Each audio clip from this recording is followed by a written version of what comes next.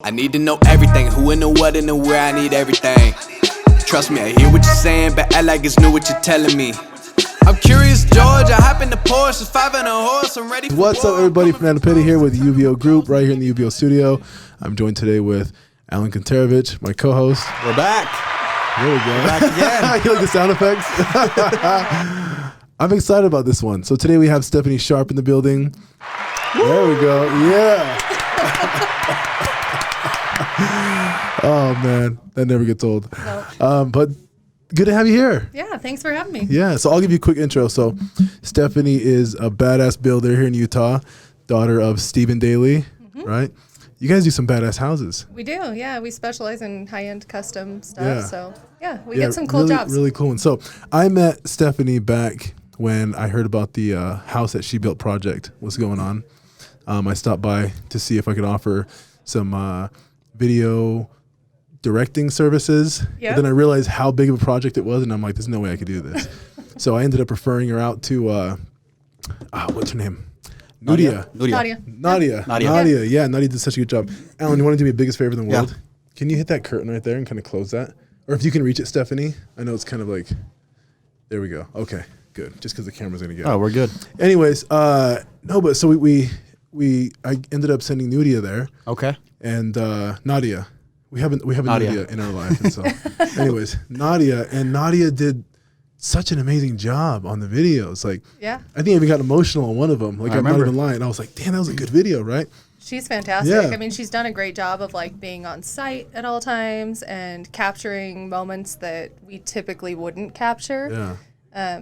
But, yeah, I don't know what we would have done had we not had someone filming. So Yeah. So tell me a little bit about that project, and then we'll go into you and your story, but tell me a little bit about the house that she built. Yeah, so the house that she built was kind of this concept idea that came quite a while Sorry ago. about that. You're good. Okay. Came up quite a while ago. So we started a Utah Professional Women in Building group about 4 years ago. And this was one of the first ideas we had as a group, like a task to do, something that we could accomplish together as a team. All women. All women. Oh, no all men involved. We have had some men involved. So let's be honest, there's not that many women in construction. That was kind of our whole point behind building this house. Yeah. So in cases where we couldn't find female laborers, we found female-owned companies or men to come on site and like train women a new skill. So that's kind of been our last resort, but first and foremost has been female laborers. So, Which is so awesome because I heard about your project. This was probably about a year ago. Yeah. Yeah, about a year ago. And I'm like, wow, that's genius because I feel like everywhere you go in construction, it's typically all guys. And a lot of the guys I feel like that are in construction, et cetera, they kind of look at women like, oh, you can't do that. You can't swing a hammer. It's kind of like two kids. You can't do that. You're too young. You're too whatever it might be. And that's why, right, when I found out about that, you guys are doing the house that she built, I'm like, I love it. Like, that is so cool. And she wanted to so that's why I'm like, I was so excited to actually meet you. It's our first time actually meeting today. I'm like, gosh, I can't wait to, I'm excited to meet the person behind the whole show, who's running the whole show. yeah, I think that's kind of a big thing is there's a stigma of construction workers. Yeah. Like anybody thinks about a construction worker, you typically think of this like dirty guy. Dirty fat old guy. Yeah. Butt crack hanging out, cigarette in his mouth. That's what I painted right in my head, a butt crack hanging out. Exactly. See? But like it's really cool for the house that she built to have all these different women from all different walks of life that are in some type of a construction field, but they're also maybe mothers, stay-at-home mothers. Some of them just really enjoy what they do, but if you saw them walking down the street, you'd never know they were a construction worker. Yeah. So I think it's really cool to be able to showcase that, and that's kind of like, I'm really hoping that during the Parade of Homes, parents that bring their kids to see this house go, wait, you're a general contractor? Are you sure? Like, do you actually do the work? And that's the question we get asked, right? Is do you actually do any of the work? And yeah, if you look at our Instagram page, you'll see tons of women that are actually tool belt on, hands on, building things on site, which we need more of that. So Yeah, no, I like that. And it's funny because you probably get that a lot, right? People probably, and I asked you that before. I was like, because she doesn't look like a construction worker, right? But if you look at her Instagram, she's literally like pouring concrete, leveling it out, swinging the hammer, framing up walls. Like she's doing all of it by hand, like herself. Yeah. So you know she has a lot of experience. And then I heard your backstory, and you were on the job site since you were like 3, right? Like running around, working around construction. Yeah, my dad's been a builder my entire life. So single dad picked me up from elementary school, put me in the back of the truck, and take me to the job site. So I have pictures as a little kid running around job sites. And to me, one thing he always told me was it's really important to learn everything you can. You never want to be the person that pretends to know everything. That's not going to suit you. That's not going to do you any good in life. So he always told me, do everything you can to learn every piece of construction. So I did. And I may not be pouring concrete every day or framing things or doing finished carpentry, but I've learned how to do it because it's important that I know how that process works. Yeah. And then you can like bitch slap the guys that question you on the job site. I know, right? Right? If I was a girl and I knew what I was doing and I was at a job site and I had questioned, oh man. I would love that. I would love that I know, feeling. right? I come to work in like hills and stuff too. And then I'd be like, what? And I start putting up walls. No, that's cool, but it's hard work. And so that's why usually people think that girls cannot do it. Right. Right. But then you look at you guys, and again, when I watched the story and behind the scenes and everything with the house that she built, it's like women doing everything. And I was like, that's fucking cool. Like literally every job. And then I saw that the last thing you had was like, not the last thing, but when you guys had all the drywall, you had the drywall crew come out. Yep. All these girls, you flew them out, right? They weren't from here, right? They actually drove out from Montana, but yeah, they hang and finish drywall in Bozeman, Montana for a living. That's what they do. 2 twin sisters, and they do it with their brother and boyfriend. So, dude, I hung sheetrock in the wintertime in Heber, which is probably the closest thing to Montana over here, right? Heber, right? Right. Dude, that shit was miserable. It's no joke. Miserable. Yeah. And I was the tallest one in the crew. I was but with all these short Mexican guys, like under 5 feet, you know? And so they had me holding the sheetrock when we got to the ceilings. And these houses are huge in Heber. And so it's like a 3-story like living room. And I'm like 20, 30 feet in the air. And I'm like, oh my God. And these little skinny scaffolds.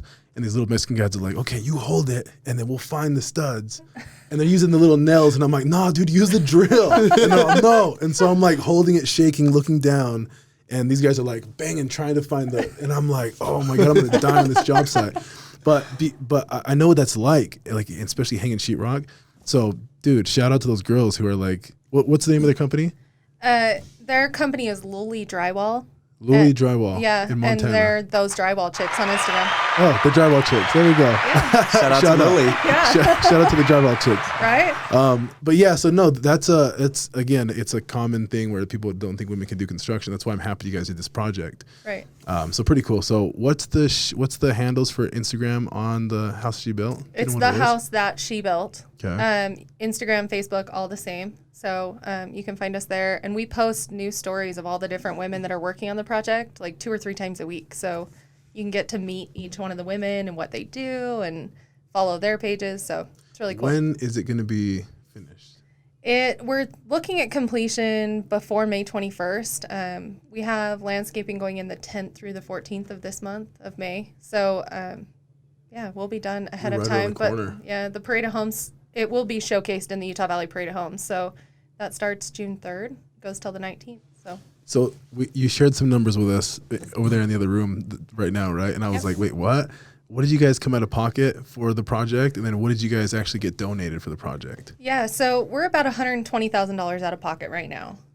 We still have probably 1 or 2 draws that we're going to have to send through. We'll probably be somewhere around $150,000 out of pocket, all said and done. That includes $85,000 that we spent on the land.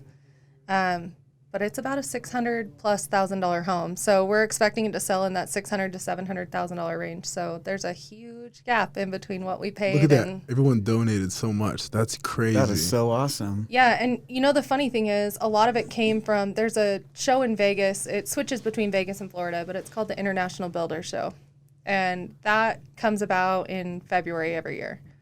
So February of 2019, I went to the Builder Show with a backpack filled with little jump drives that had all of our bios and like our marketing brochure, our one sheet, like all this stuff talking about who we are and what our vision is.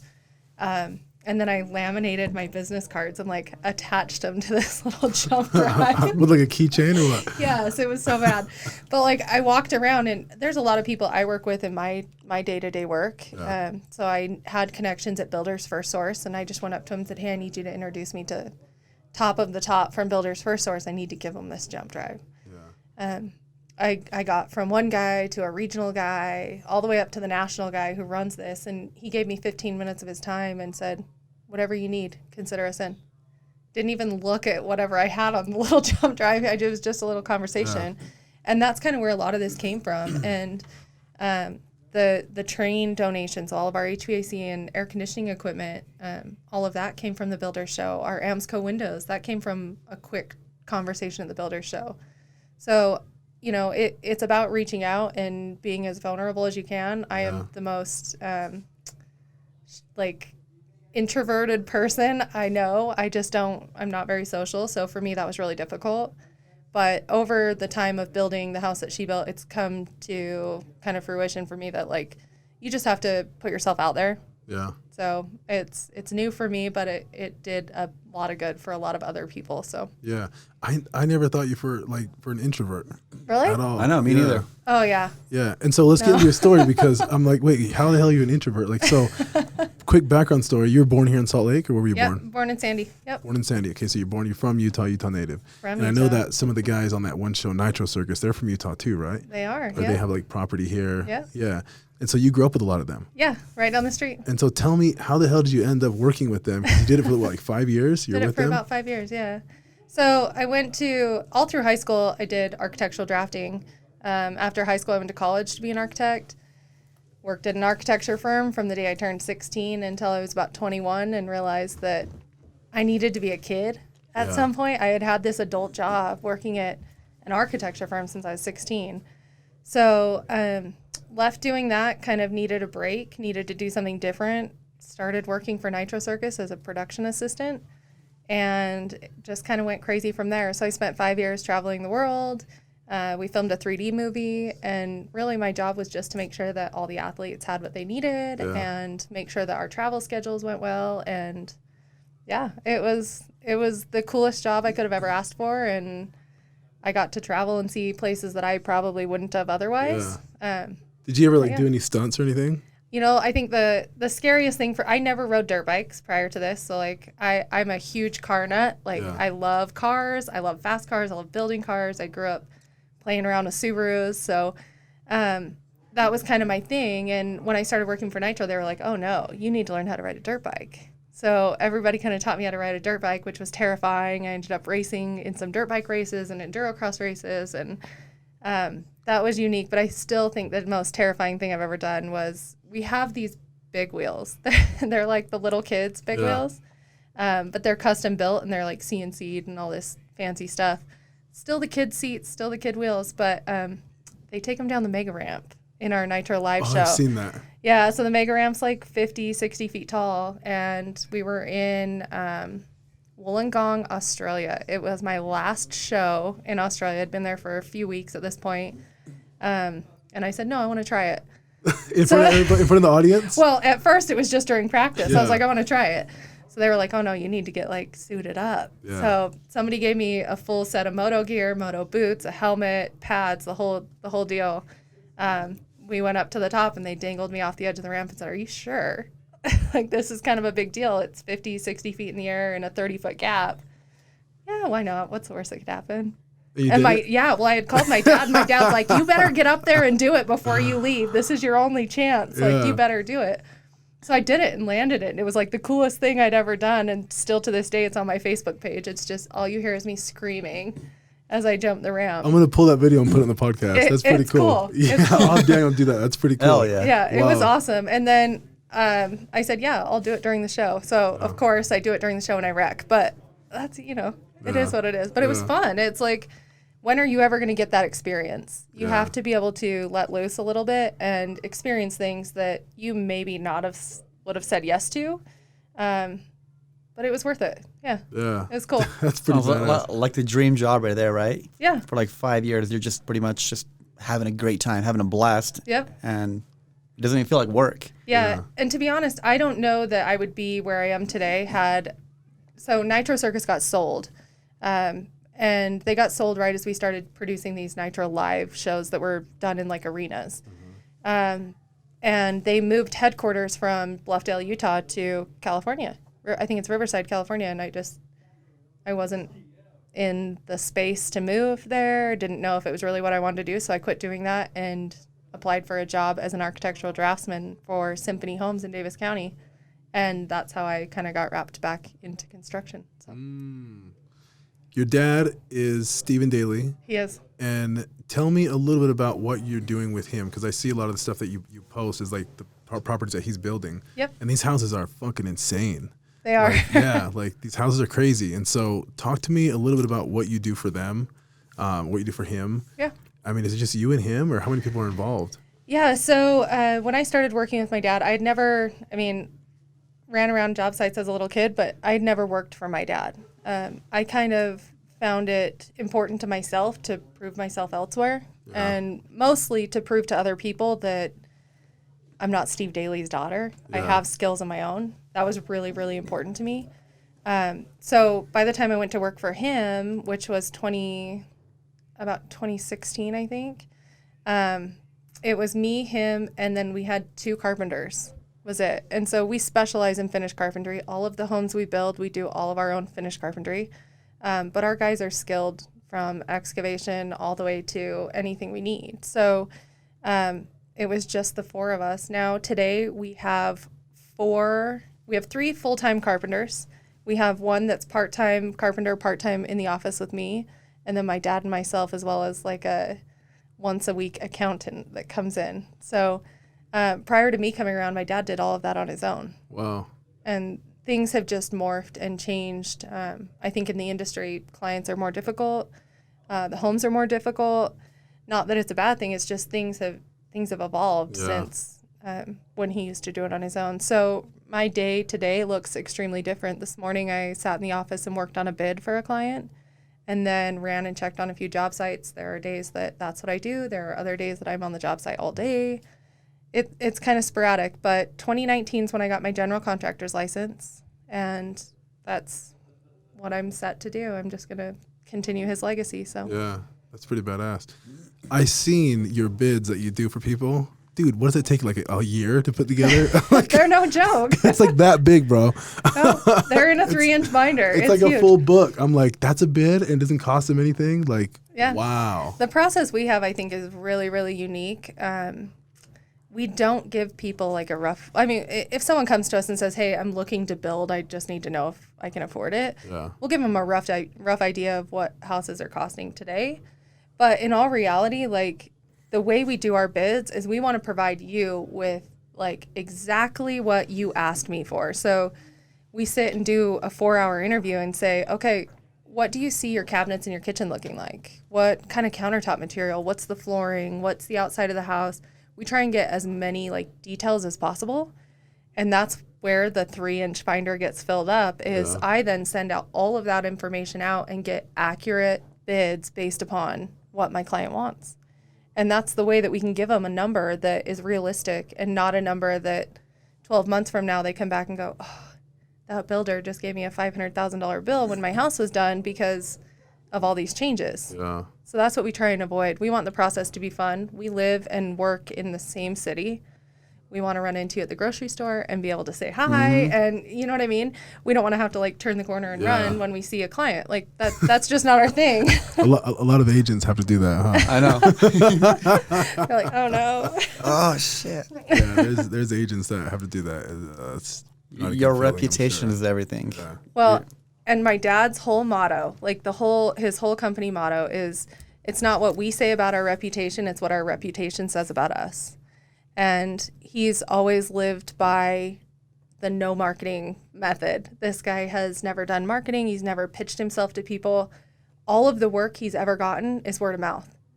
So I find that really cool that like as a home builder, especially a custom home builder, you're not out there like pushing your name and pushing your brand. People are coming to you because they've heard of you and they know of you.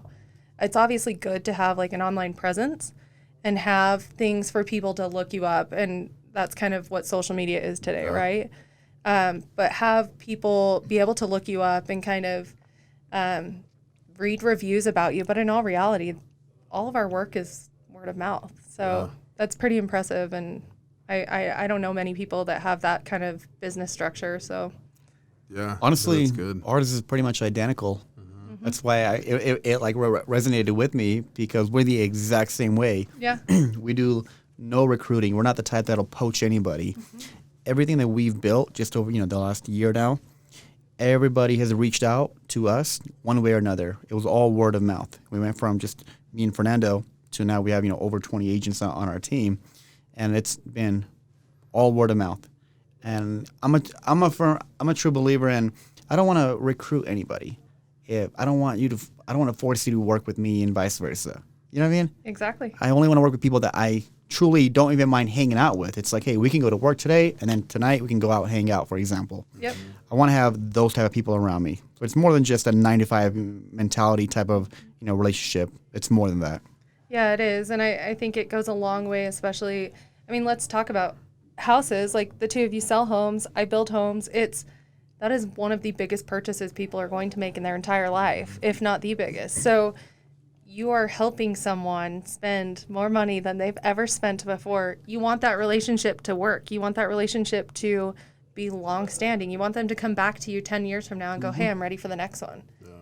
And we have a lot of people that my dad's built for in the past, we've built for multiple times. And it goes to show, I think, that if someone's coming back to you in that kind of a situation, they trust you, they believe in you, and the entire process that you've created for them in that situation has worked. Yeah. So, no, I love that, and that goes back to, for example, with April, we went to go film new listing here in Alpine coming up, going live tomorrow, for $2 million, and she, about a year and a half ago, I helped her buy her first flip when they were barely getting into it.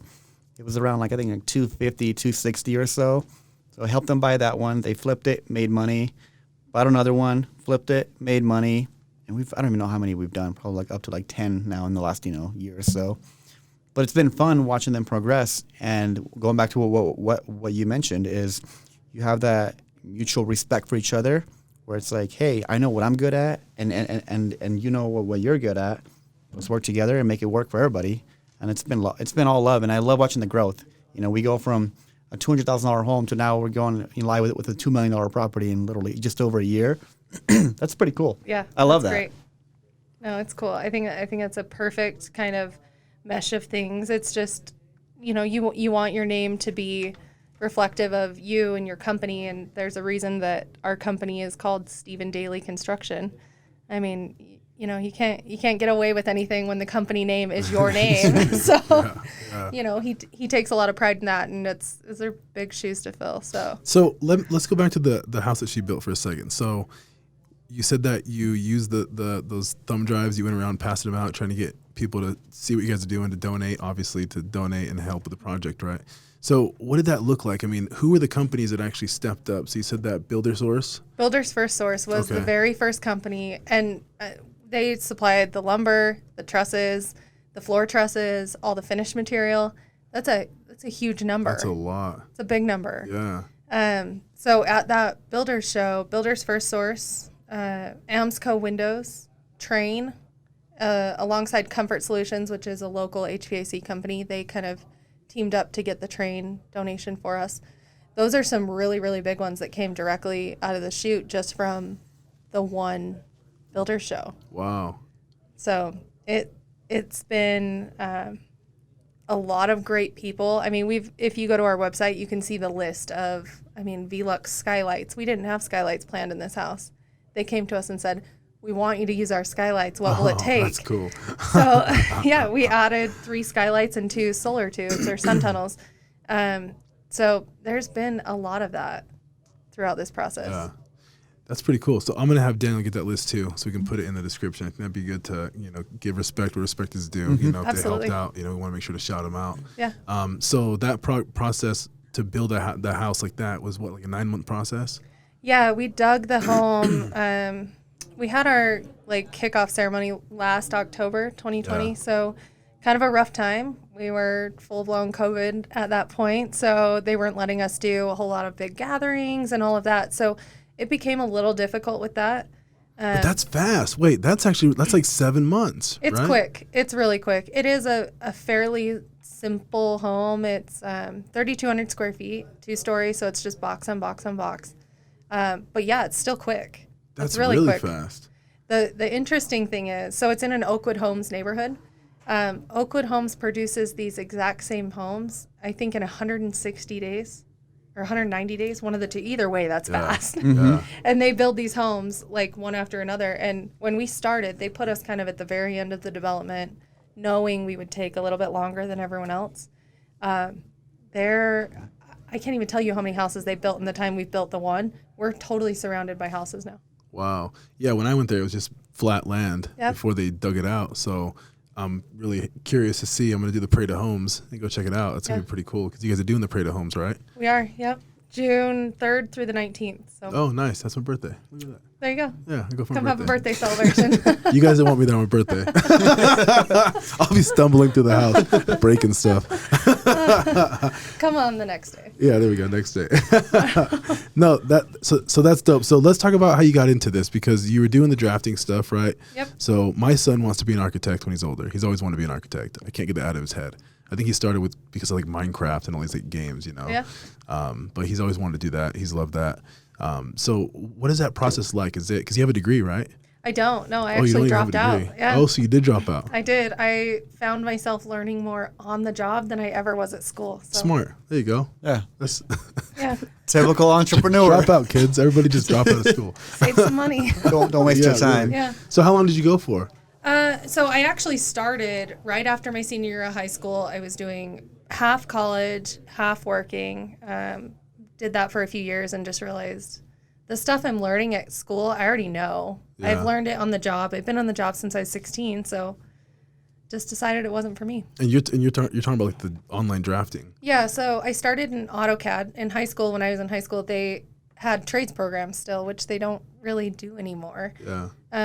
But we were learning AutoCAD. That was 2001, 2002. Yeah. They were still teaching hand drafting at the time, which is like, On drafting paper. yeah, Wow. like on drafting paper, hand drafting. So I competed in some, it was called VICA at the time. Now it's called Skills USA, but you can, I've heard of that. you Skills can USA, take like yeah. drafting Don't competitions. they do scholarships and stuff like Yeah, that? Yeah. yeah. Okay.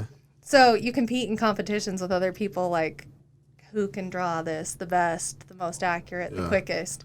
So I did that for years and years and loved it. It was great, and that was a really easy way for me to get into it, was the skills programs in high schools. So in today's day, like I really hope that these high schools start bringing back trades programs, because that's an easy in for kids who just aren't meant to be college grads. There's a lot of people who college isn't for them, and people who just maybe don't want to be in debt. Yeah. Because you can go into the trades and make 6 figures. Why would you go to college for 4 years and walk away with $200,000 in debt? Yeah. A philosophy degree. Yeah. Use that to wipe my ass. I mean, it's funny. One of the tile girls that came in to work on the house that she built, she has, I can't remember what her first degree is. She has a second degree in culinary arts and a first degree in something else, but she lays tile. So it just goes to show you, like, I mean, Yeah. some people are meant to go to college. That's just their path. I have a brother who's in school right now for anesthesiology. I've got another brother who went to college to be a mechanic, but he's like one of Mercedes-Benz top mechanics in the Western United States. My sister, she's a culinary arts degree. She's the head chef for Traeger. So, like, there are people that really are meant to be in college and meant to go to college. I just wasn't one of them. Yeah. So. Yeah. Yeah, me neither. You went. I went. Yeah. I have a degree and Yeah, everything. you got a degree. There you go. He's using it too. Oh, yeah. Well, kind of. Psychology. Well, yeah. Yeah. Psychology Yeah, and you'll use it in real estate. Yeah, you do. Yeah, I use feel like it. that actually helped out. The criminal justice portion of the degree, it was an easy degree to get. Yeah. So I got that, gave it to my mom, made her proud, got into real estate. Yeah, there you go. Yeah. Never looked back. Yeah. Super crazy. So talk to me about if I wanted to come and build with Stephen Daly, what would I have to do? Is there like a minimum requirement for the house? Is there a price minimum requirement for the house? What's the lowest that you guys have done? There's not. We are not afraid to build small homes. We're not afraid to build big homes. In the last 3 years, the smallest home we've built, we've got one right now that's 3,400 square feet. The biggest home we've built was 23,000 square feet. Jeez. In the last few years. So that's two totally different spectrums, one side to the other. We don't care what you want to spend. We don't care if you want to build a little home or a huge home. We just want to build you the home that you want. Yeah. So for us, we're going to be very straightforward with you, very honest right from the beginning and tell you what it's going to cost. We know there are builders out there that are going to tell you they can build it for half of what we can. We know that's not possible. You'll get to the end and end up with a big bill that frustrates you and makes you angry, and then you don't want to run into that builder at the grocery store. Yeah. Well, no, I've actually dealt with a few of those builders over the years, and I'll go through and do the final walkthrough with my client. And I'm like, what the hell? Like, the quality's just not there. Right. I mean, there's a few here in Utah that I feel like they do a damn good job. Yeah. There are multiple out there where I walk through and I'm like, what the hell? And the shit they put into the homes, like... It's hard. It's really hard. And the hard thing from a builder's perspective is, like, you as a client could come to me and say, this is what I want to build and give me all the details. Then you could turn around and go to builder B, and they're going to give you a bid for half of what I'm going to give you a bid for. But in the end, you're going to spend more than what I would have. So I guess what I'm getting at is the honesty can sometimes be detrimental in the beginning. Yeah. But to us, we want to build homes in that fashion. We want to be straight up, forward, honest with you from the beginning because it makes the most sense and it creates relationships. So we do lose jobs because of that, but that's our process, and we'll build for anyone and everyone as long as you understand that we're giving you a realistic number. Yeah. So you guys have done houses on Walker Lane too, huh? We have. I just finished one on Walker Lane about 5 months ago. How big was that one? 22,000? It actually was a very modest home. I mean, we're probably somewhere around 6,000 square feet. Yeah. But those beautiful, are good sized gorgeous lots, though. lot. Those lots are insane. Huge. Yeah. Huge lot. Really mature. I mean, it's just the perfect place, right? We all want to be on Walker Lane. Oh, It's yeah. like all these big, huge, giant grown-in trees, and like I don't know. It's just the whole idea of Walker Lane. It's quiet. It's hidden. It's the vibe. Yeah. It's the vibe. Yeah. It's a vibe. I mean, I don't want to live in a 23,000 square foot house. No, it's too big. No, thank you. But the vibe of, like, I mean, everyone always says I want to go north and east. Like, in the Salt Lake Valley, you want to live north and east. The furthest east you can get, that's ideal. But Walker Lane is, I mean, it's just one of those areas that you don't see stuff for sale there much. So. No, yeah. And, I actually worked there when I was a kid. So I used to do landscaping, excavating. Yeah. And we dug out, like, big water features, massive water features. And we did, like, this massive pond in the backyard. It had, like, a little makeshift, like, creek that we built for Jeff Hornacek. And I worked there as a kid. I was like 16 years old, 15 years old, and I was running the big backhoe, and we fucked up big time. Big time. I think one of the guys didn't seal the pond liner correctly, and this pond was massive, and they just got done dropping 1,000 trout into the pond, and then we left it over the weekend, came back, and all the fish were dead, like dried up. It was dry. It leaked through the pond liner, and the whole pond went into the earth, right, and into the dirt. That was bad. Yeah. 1,000 trout. This is terrible, right? But just that area, I remember sitting on the backhoe, and it was raining. It was like in April or May or something. We were doing the job, and I was in the backhoe looking at everything in the yard, and it's like a real forest. Like that lot was so big, and I think he lived next to John Stockton too up there. And just those two houses, I looked at those and I was like, wow, I would love to live in an area like this. And that's still like my dream is to get a property up there. And I drive up there sometimes and I see the lots and I'm like, I wonder how much remember we used to do that. And I'm like, I wonder how much that lot is. Like, and then you look at the lot, the size, and you're like, these lots are fucking huge. They're like their own little like compound. Yeah, you know don't what have to worry about neighbors. Yeah, they'll never see you. Yeah, and so that's the big goal of mine, But I love that area. So when I heard you guys are building up there, I'm like, damn, these guys do I mean, you guys do badass houses. We do. We've had a ton of really great clients, and we've been really lucky. Like, some of the houses we build are just really cool, really unique stuff you'll never get to do again. So we try and take that in. And have you ever thought enjoy it. about hiring somebody to like record the process of the properties besides you doing like your phone and stuff? Right. So, yeah, I mean, it would be great. We just, like, we haven't ever really done anything. Yeah. I bought a drone a couple years ago and started flying my drone around. Like, I'll stop at the job sites once a week and fly the drone around. And I'm obviously on my phone 24/7 just with social media. And but other than that, yeah, we just really haven't done a lot. I've tried to make sure that we get someone in at the very end and make sure we photograph the house just so we have pictures for people to see, like, ideas from. But every house we build is different. Yeah. Totally different. We've never built the same house twice. So people can't come in with like and say I want this house or anything like that. You guys don't have like you said spec homes. You guys don't do that. Nope. Yeah, we don't build spec homes. We don't have stock plans. Every house we build is custom. So they're all unique. They're all different. They come from multiple different architectural designers across the valley. Wow. So talk to me about the process of building a home. If I were to come to you and I didn't have the land and I wanted to build a house, I wanted to use you guys as a builder, do you guys help me find the land first? We can. A lot of our clients either come to us with the land or with an agent that is skilled in helping them find the land, and they can kind of help them in that piece. We are happy to go with you to look at it because that is a big factor. Yeah, if you guys are building like on a sloped hill or something. Sloped hill. I mean, if you're up in the Cottonwoods or up along Granite, like, we're talking about huge boulders. There's certain places in Pepperwood that are large boulder areas, and you can turn the corner and it's clean dirt. So those things are things that are going to factor in a cost when you're building the home. Excavating a lot that's filled with boulders is much more expensive than excavating a sandy lot. Yeah. So we're happy to kind of come in and help and just like look at the property and help you out as much as we can at that process. But we will go with you to the architectural designer's office. That's going to help you because we're going to advocate for you and your budget we're going to look out for your budget more than the architectural designer is.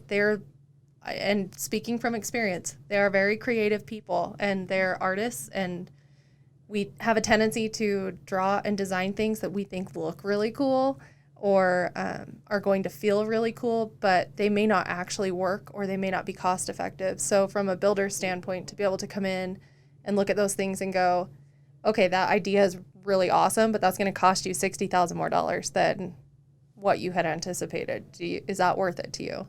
And sometimes the answer is yes, and sometimes it's no.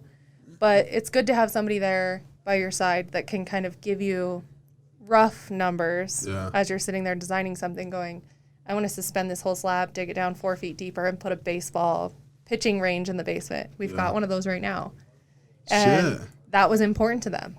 But in order to sit with them and say, hey, this is going to cost you X amount of dollars in addition to the house, is that important? That was a yes for them. They had to have that. So what about a gun range? You ever put a gun range in a house? Haven't. Been in one with a gun range, though, which is really cool. That's pretty cool. We haven't done one yet. Not to say we won't, but we haven't gotten one yet. Cool. Pretty cool, huh? That's pretty dope. Yeah, there's a really large house in Bountiful that has an underground gun range. And there's a couple in Draper that have them now, too. So, what are they shooting into? Like potato sacks, or what the hell are they shooting into? I don't know. I'd love to know how they build them. It's like it's like just a pile of dirt that they're like shooting bullets into. Well, there's the gun range down off of 21? I-15 and right next to the UHP office, like 5400 South. They have an underground rifle range. Damn. So it'd be interesting to know like how they built it. But yeah. I mean, you don't want it to like hit the concrete and bounce back. At you. You know what I mean? I'll have to figure that one out. So yeah, that's pretty cool. When you're ready for your next house, we'll put it in. Yeah, I would totally love one. I have this like Uzi that I bought a long time ago and I never use it. Yeah. I think I shot it once at the gun range. That thing is like so hard to hold. They didn't build those things for like one hand. Comfort. And it looks like a one hand. It looks like a handgun. And it's like, how do you hold it? So I like put my hand on the top of it and I shoot it like I'm in like the mafia or something. I'm like, yeah, it's really crazy. Trying to brace yourself. Yeah, it's really crazy. But no, so you guys will do anything. Anything.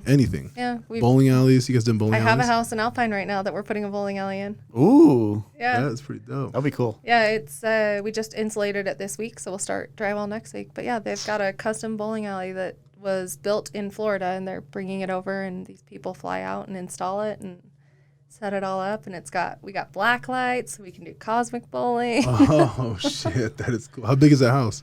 That one's actually fairly small. I mean, not small, but it's 6,500 square feet, 6,000, somewhere around there. What is considered a mansion here in Utah? 10,000 square feet? I don't know anymore, to be honest with you. Yeah. I wish I did, but it's like 10,000 square foot house is going up on every other corner nowadays. Like you drive through Draper and Sandy, and anything that's being built it's huge. Yeah. So I don't know if it's just the mentality of Utah, and I mean, Utahns tend to have a lot of kids, or I don't know, but I don't want that much space. Yeah. We toured a property. Especially up in Alpine. Today we were up in there. Alpine, I toured one. Mm-hmm. They are huge. There's some huge ones They have out a lot there. of room, so I think it is about the kids. Yeah. Yeah. It might be about the kids. I mean, I can tell you, I have 2 houses right now, which are really cool. The one in Alpine and another one over in Draper. They're purely building these houses for their grandkids. Like, it's grandkids' paradise. The one in Alpine has a slime room for the kids to make their slime in, and Dude, that a is so gaming cool. area. Yeah. Spoiled little shits. Right? They've got a zip Spoiled line. kids. Yeah. Slime room? Yeah. Shit, I Slime can't make that room. in my house. I'll smack my kids making the slime That's- house. They're building a whole room for them? Yeah. Well, they don't want the glitter and the mess. They're like, you just do it in that room and have fun. Oh my gosh, that's so cool. But huh? yeah, they've got like a zip line that drops into their swimming pool, like all this cool stuff they're building it for their grandkids. Yeah. So, I mean, the grandparents will probably never go downstairs unless the grandkids are there. Yeah. Bowling alley, theater, like a stage and a dressing room so they can put their costumes on and do like shows on the stage. It's cool. Yeah, no, that's cool. We've seen some pretty cool houses. I mean, I've been in a ton of really nice houses, really unique houses. In Vegas, I toured a house that had a casino, like a real casino inside. And I was like, this is like a real casino. Like, holy shit. You know what I mean? It's Vegas.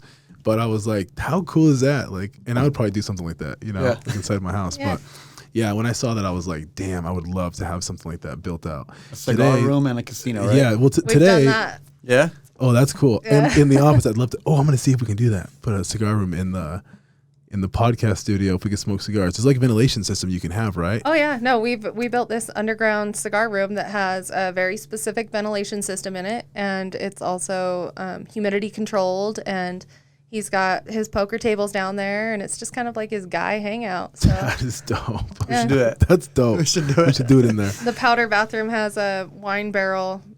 We made the sink out of a wine barrel. So I mean, it's just a cool house. We'll build whatever you want. Because you guys do all your own carpentry, finished carpentry, you guys can build stuff like that? You guys can build anything. Oh yeah, Yeah. yeah. Damn. We do. I mean, we do all kinds of crazy stuff, but yeah, that was a unique one for sure. Yeah, One of a kind. that's something that I would do for sure. No, I was looking at getting like these fans because I've seen it before. It's like it looks like a portable AC, and it will I think it's full of charcoal filters, and like you can It actually recirculates and cleans it. Yeah. it cleans it, and like you can smoke a cigar in your house. And I'm like, I wonder how reliable that is if I dare to bring it into the commercial office. Yeah. Have the landlord like kick us out because I smoked a cigar in the building. But Yeah. I mean, you never know. I'll check it out. It might be a good idea. There you go. Yeah, that's pretty cool. So how long was it for you to learn that software and that program? To be honest with you, I'm still learning. It's the program I use today is much different than what I initially learned on. So It's always evolving, right? always changing. AutoCAD is what I initially learned on, which is a 2D drafting program. What I use today is Revit, which is a 3D drafting program. So everything I design is entirely in 3D. And I can actually stand you in the corner of your family room and look at your kitchen and at your height, your eye level, and show you exactly what it looks like. So technology's come a really long way, and it's constantly changing. And where I'm not using it every day, I feel like every time I get on, I'm constantly learning something new. But I did just finish a house. It's actually my dad's new home. He let me design it and draw it all for him, and got to work with him on that process. And now I get to work with him building it, which is really cool. But his wife is one of those people that is very visual. Yeah. And so for her to be able to stand in her kitchen and see what it looks like, or stand in her master bathroom and see what it looks like, that's a really cool thing to be able to do for people nowadays, because not everyone can read a 2D set of plans. Yeah. They get complicated. So. Yeah. That's badass. And you know what? If I was her, I'd be the same way, because when I do build, I'm going to be building around my kitchen because I'm such a kitchen freak. Yeah. You know, and obviously the master, but the kitchen to me is so important. And I feel like I go into some of these houses that are millions of dollars, and I'm like, they did not think about the kitchen in this house. Yeah. Like some of these kitchens are so like underwhelming. You know what I mean? Exactly. And I've been to a house over off of actually close to Walker Lane. I think it was on Highland and like I don't know what it's still Cottonwood Heights, but Yeah. I was over there and I looked at this house that this lady built, and I toured it with my camera. I was going to put it on YouTube. I didn't do it after, but when I went through the property, I looked at the house, and the house was not very overwhelming, but the kitchen was insane. Like this island was probably like 15 feet wide. It had like a stove, an 10 burner stove with like an iPad on it. I'm like, what do you need an iPad is for this on a for? stove? Yeah, yeah.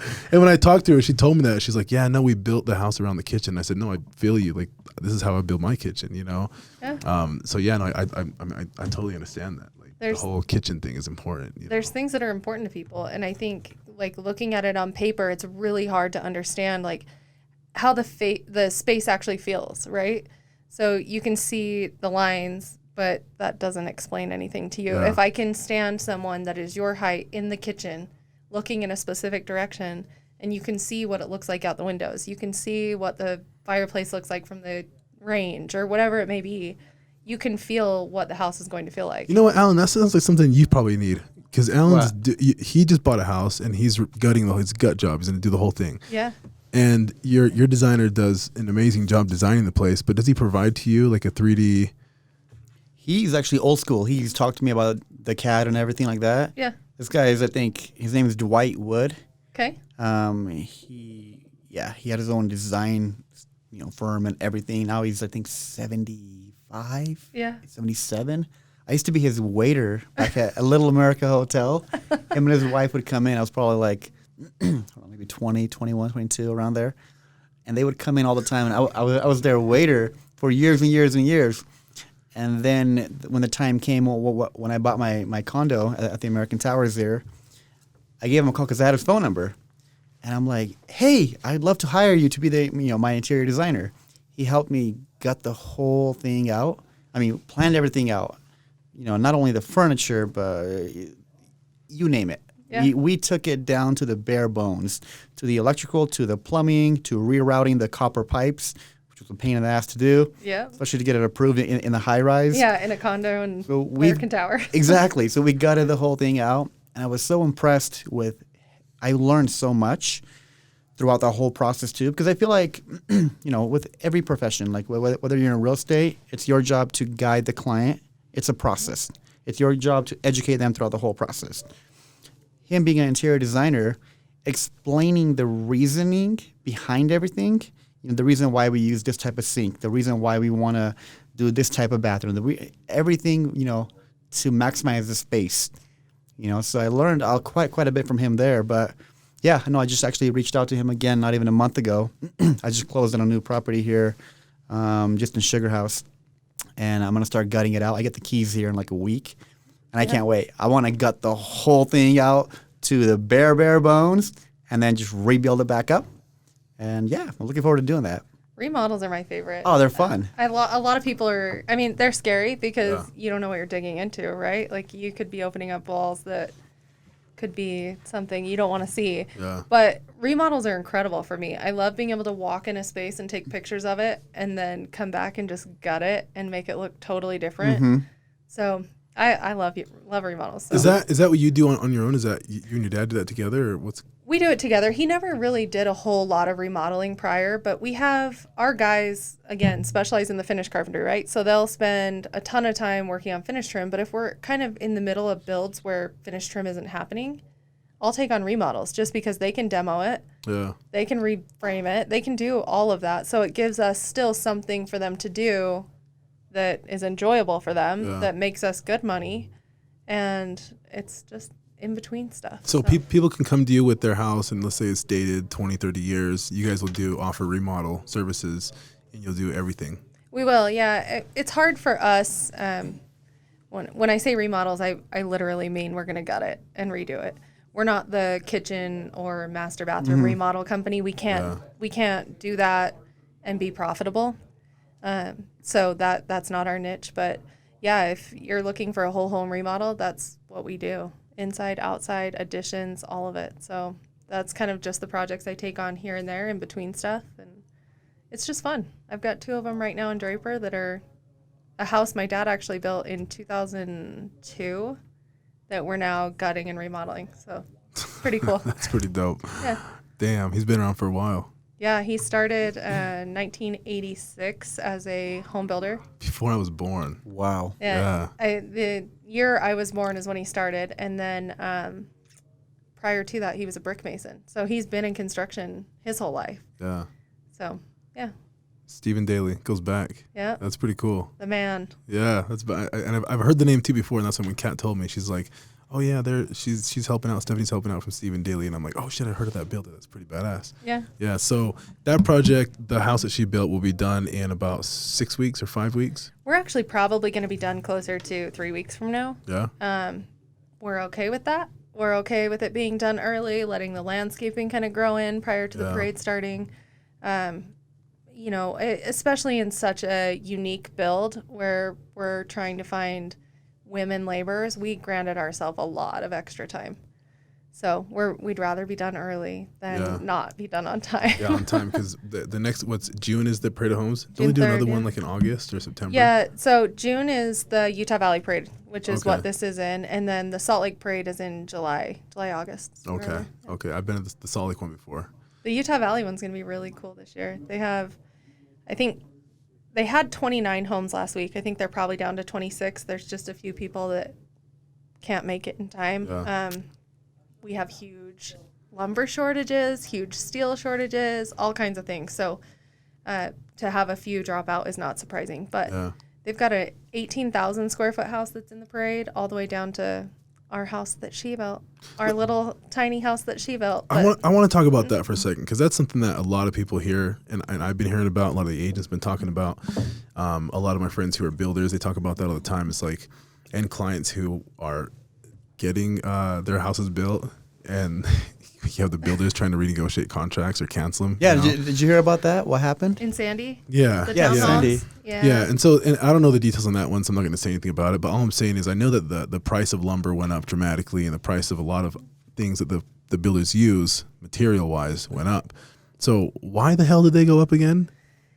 It's a combination of a lot of things, to be honest with you. But one of the biggest things that's impacting us today is there's a specific resin that's in a lot of building products. And when I say a lot of building products, any engineered type lumber, so any beams, floor joists, plywood, they use this resin to put it all together. The resin is also used in foam that they use on the outside of appliances. They use it to encase electrical wires, like the rubber that goes around electrical wires. Yeah. So if you remember a few months ago, there was a huge, really random deep freeze in Houston, Texas, that they never get snow. This is like a once in a lifetime kind of a thing. Well, everyone kind of prepared for this big deep freeze. Well, it knocked out a bunch of power. This plant is the only plant that makes this specific resin. The power went out. Well, this resin is sitting in who knows how many hundreds of thousands of feet of pipe in this plant. Well, the power goes out, the resin hardens. So there are hundreds and thousands of linear feet of this pipe in this plant that now have to be ripped out and replumbed, because you can't just break this resin loose. It's clogged all the pipes. So this one plant that supplies that resin has caused our latest, biggest impact when it comes to shortage of building materials. So that's why we're seeing the shortage in lumber, the shortage in electrical wire, the shortage in appliances, because they're all sitting. Sub-Zero Wolf has a warehouse in Scottsdale, Arizona, and they have hundreds of appliances sitting out there. They can't ship out because they don't have these specific parts they need. Yeah. So that's one of the biggest, latest issues. COVID did have something to do with it, because when COVID happened, they shut down lumber mills, where the three of us would be working closer than we are now in a lumber mill, like processing all this lumber. They shut them down for a short period of time, then opened them back up at half capacity, if that. So and now we're filling the shortage. We're filling that because the lumber mill shut down and then came back up at half capacity. selling didn't shut down. Yeah. I'm sure you guys are in the same situation where people are buying more homes now than they have in a long time. Mm-hmm. And so as we continue to build and build and build, these lumber mills are shut down or on like a slower process. So we're seeing that come back around now to the point where there's a shortage. So the cost goes up, supply and demand, obviously. Yep. There's low supply, high demand, so the cost goes up. Well, then I think it also starts to kind of domino effect through the industry. Company A sees Company B making a ton of money off of this supply and demand. Yep. And so they go, well, if they're still getting the money, I'm going to raise my prices. Yeah. And so I can't tell you, at least once a week I'm getting 2 or 3 emails or phone calls. Hey, sorry, windows are going up 11%. Hey, sorry, plumbing fixtures are going up 20%. And I mean, you think about it, if every piece of your home is going up 3 to 20 to, in lumber's case, some pieces of lumber have gone up over 300%. In the last year? Yeah, dude, I saw that on like, I think it was sheathing and like... yeah, so get this, a sheet of plywood. Yeah. Yeah, we used to pay $9 for a sheet of plywood. Now it's like 30 or 40 bucks. $39 today. For a sheet of plywood, dude. What? And I'm buying 300 plus of these for any specific home at any given time. And so not only is the cost through the roof, but there's no supply. So now they are starting to limit the amount of lumber that people can purchase. Like you couldn't walk into Builders First Source and buy lumber right now. If you don't have a long-standing, good credit account with them. I have you. Call me. Yeah, call her. Yeah, Problem solved. They won't, they just won't sell to the public. And it's crazy. Even us who we buy, I think this year will be close to $1 million that we're going to purchase from Builders First Source. We're being limited to 1 home a month. Jeez. So, which is through the roof for us. Last year we built 2 homes, which is more our style. We build 2 to 5 houses a year. Right now I have 7 active building permits in Draper City. I have 1 in Sandy. I've got 1 in Alpine. I have 2 more in Salt Lake City I'm getting ready to start. So this is like really abnormal for us. Yeah. But yeah, it's supply and demand. And then it's everybody else sees these people making good money off of it. So they're like, well, if they're going to get theirs, I'm going to get mine. You know what? It's good to hear that side because, you know, us as the buyer's agent represent the buyers. And the buyers are out looking for houses, and there's like very little inventory. And then we go to these builders, right, like Edge Homes and Ivory and Richmond, all these places, and you talk to them, and they're like, "Hey, we're only releasing so many properties per phase or per month." And I'm just like, "Why? Like, build them faster. You don't see how many people want to buy your houses? Hurry up!" But then you hear this side of the story, and it's like, "Whoa!" So they must have a shortage on supply. It's an interesting thing you say, Richmond. So, my stepmom works for Richmond American. Yeah. I can't remember exact numbers. They were set to build somewhere around 800, I think, homes this year. That's low for them. Isn't that really low for them? Or maybe they were double that. I'm not sure what it was, but they were at that number. And basically the lumber companies came back to them and said, we'll give you enough lumber for 400. And so you've got to think that these big companies like Richmond and Ivory and Edge, Symphony, who go out and buy all of this land, they start first dibs. Yeah, they start acquiring land, right? And there are millions and millions of dollars invested in all these pieces of property that they fully planned on forecasting to build, you know, thousands and thousands of homes in 2021, and now they're being told, "Oh no, you're going to get lumber for a quarter of that."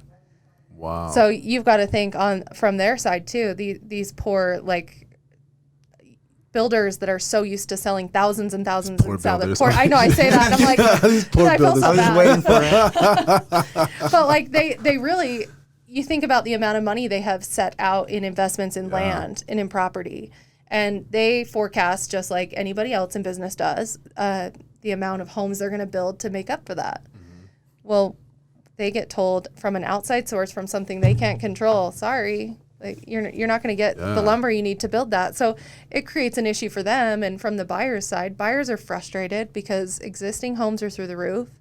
You can't buy new construction. It's if you can, it's the cost of it's insane. Yeah. So it's unfortunate, but like what do you do? Yeah. You know, you do your best to try and help these people, but Utah's a crazy market right now. It is. Well, it's so a wild. good example, like Brendan just got his home under contract, last week? Funny thing you say that. Go on, what? Well, because the builder that he's building with, he sent me the video on them, right? Yeah.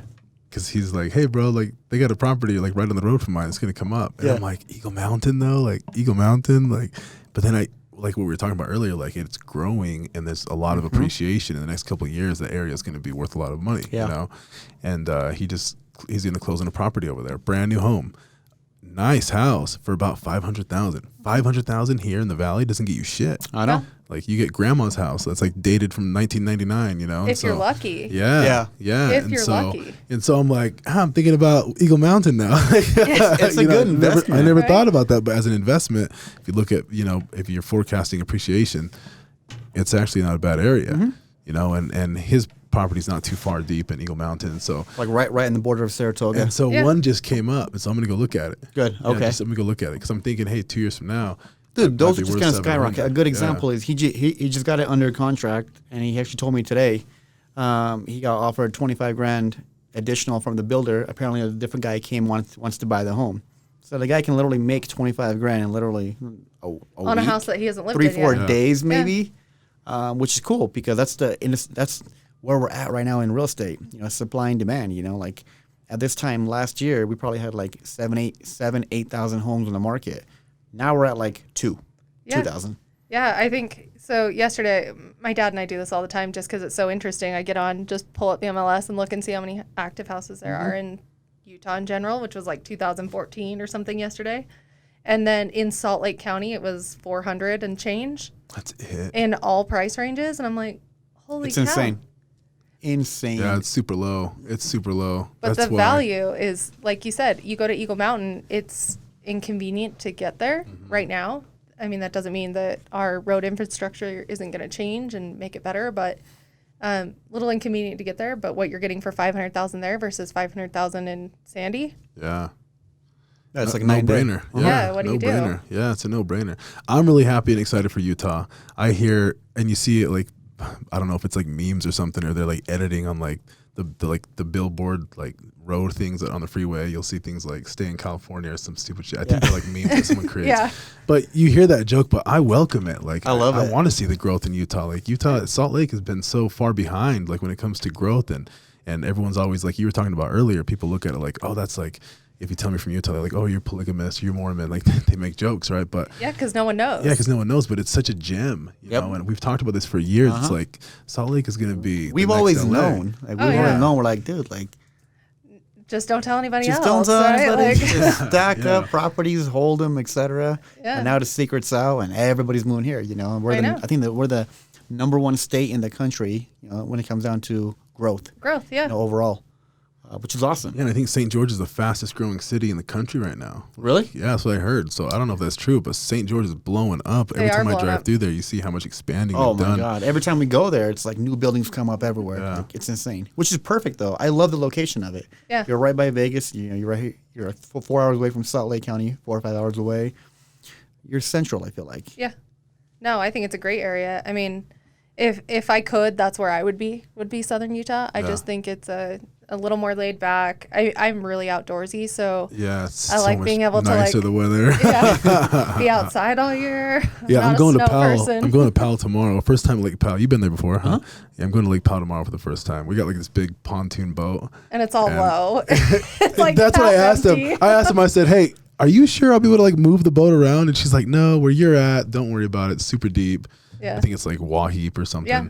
Yeah, so hopefully, and we're not going to be like speeding or anything. It's just a pontoon. We're just going to Yeah. be like barbecuing on the boat. They have a grill on the boat, which is cool. That's cool. And we'll take the kids to fish. You know, it's just like a fishing trip. But no, I love Utah, and I'm from Vegas originally, but I fell in love with Utah, and I'm probably never going to leave. I'll probably have houses elsewhere, but Utah is just home, you know. I love it. Yeah, it's a really nice place. Great But place. you're doing so good. I'm so happy you're here, and you're helping Utah by building one house a month, which is awesome. You're limited right now, but one house a Oh my month, which is really cool. But I mean, you're doing good. You had an amazing life. You went on tour with Nitro Circus. You're in the movie, right? The 3D movie. 3D movie, yeah. Yeah, I'm gonna pull that up and put it Dude, quick. hell There yeah! you go. Go sit and watch the 3D movie. Yeah, we're gonna check that out. It's pretty cool. We'll put it here in the podcast. Yeah. But dude, you're doing so much for women in construction, right? The house that she built is a badass project. I got behind it immediately. I wish I could have did more, but I'm happy that I was able to find a female videographer. That would have been weird if it's like me holding the camera. So this is big ass guy, but no, I'm really happy that you're doing that, and you guys brought a lot of attention to women in construction. I think that they need to know and understand that they are welcome in trades jobs and framing and sheetrock and the whole thing. Absolutely. Yeah. So we're really happy that you came by and talked about it. We'll definitely put some links out there. Cool. Your Instagram handle is Stephanie Builds It. Stephanie Builds It. And is that for Facebook too? Facebook's just Stephanie Sharp. Okay, Stephanie Sharp. So I'll put your links in there and we'll give you a shout out. Definitely Stephen Daly, Badass Construction Company. You guys are local. Yep. Yeah. Located in Draper. Yeah. See, she's doing stuff in Draper too, and she lives there, so it's pretty cool. I've been there. The office is badass. It's like an old school, right? Yeah. It's another weird connection story. So when Nitro Circus was sold, the owner of Nitro Circus bought that building. Draper City was going to tear it down. It's like 100-plus-year-old school, and Greg Godfrey bought it and sat on it for a while and played around in it and rode dirt bikes through it, and then decided, no, I could do something with this. So he had this idea to create this creative space that's just a bunch of different offices in this old school building that do different things. And yeah, we're in there. Yeah, I've been there. That's cool. It's a pretty badass office. Cool. It looks like an old, it looks almost like a mill. I don't know. It's kind of like an weird. old elementary school. Yeah, the gym is a wedding venue. There's a barber shop in there, some attorneys' offices, some 3D, just so weird, random so places. Random. So yeah, no, that's badass. But you guys are close. It's like what, 123rd, I think. Is it over there? Yeah, 124th and 9th East. Yeah, so. Yeah, super close. Our new office is on 9th East. Yep, 9th We're East. on 6,000 though.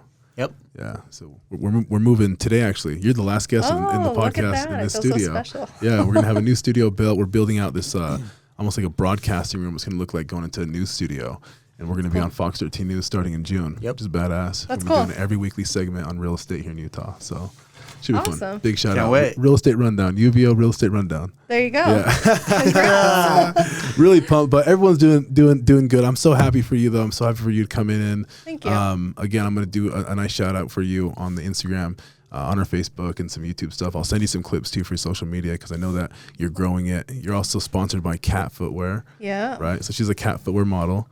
She's a foot model. No way. Doesn't that sound just like super weird? Yeah, no, right? Like perverted foot model. Yeah. Okay. They send me work boots. Yeah, she wears work boots. Pretty cool. Nice. Yeah, it's pretty badass. There's a lot of construction companies or clothing companies that are trying to really push towards women. So I've got Bad Workwear, Cat Footwear, all these different companies, but it's cool. Yeah. Yeah. That's badass. So Hell big yeah. shout out to you, Stephanie Sharp. Thank you for coming in today. Really appreciate spending time with you. Alan, thank you so much for co-hosting. We're in a super crazy rush today. Oh, we're on the go. Run. But that's got our it life. done. That's our life, though. That's what we do. We love it. That's what we do. No worries. Awesome. Thank you guys for watching. Tune in next week. Need to know everything, who and the what and the where, I need everything.